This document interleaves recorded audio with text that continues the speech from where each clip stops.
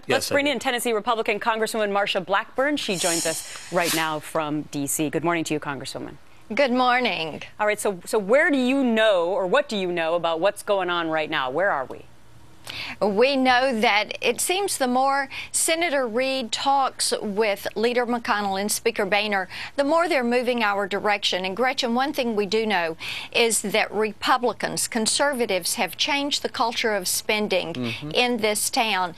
And now we're not hearing about tax increases. We are hearing about spending caps, a balanced budget amendment, and making significant reductions in what the federal government spends. Yeah, but, you know, Congressman, as people talk about what the Republicans, you characterize it as, you know, they're moving our direction. But then you've got people on the left who say, you know, those Tea Party Republicans, they're holding the rest of the party hostage. But in reality, thanks to them, we're having this dialogue today. And we are closer to a balanced budget of sorts. You're correct. And we have a big tent. We have lots of diversity in opinions within our conference and within our party. But the good thing is, we as conservatives said, let's push ourselves to a fiscally conservative and responsible track and get this nation back to fiscal health. And you're exactly right. We don't want a deal of the day. What we want is a long-term solution that is going to put us on the path. The American people deserve to know the truth about the budget. We've been telling them that.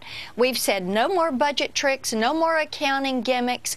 We have to make certain that we are on our way to fiscal health. Congresswoman, the Boehner plan, that before it included a balanced budget amendment, wouldn't have passed the House. That's why it was delayed. Then you guys added the balanced budget amendment. It passes, gets sent over the Senate.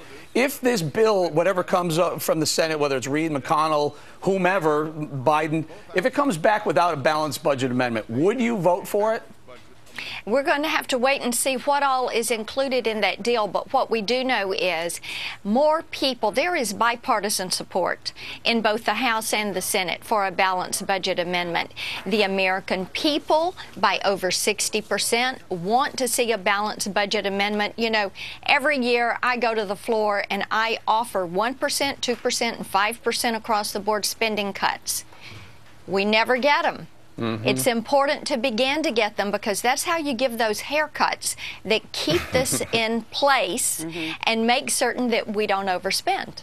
Well, it's going to be a very interesting day of developments. We'll see if the deal is actually in place in the next 24 hours. Congresswoman Marsha Blackburn, we will. Thank you so much for getting up early on a Sunday to speak with us. Because the Senate will